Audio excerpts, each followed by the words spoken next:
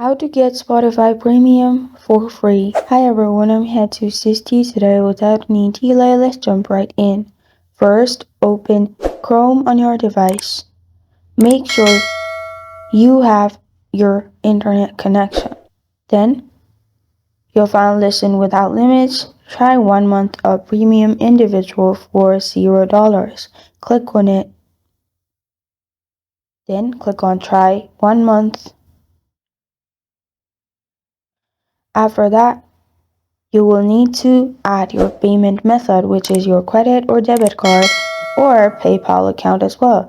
After you have added the payment method, for 1 month you will get a free trial, which means your money won't be deducted, and only after 1 month your money will be deducted. After 1 month you can simply cancel this as well. You can simply click on the payment method and purchase it by clicking on complete purchase at the bottom. And this is how to get Spotify Premium for free.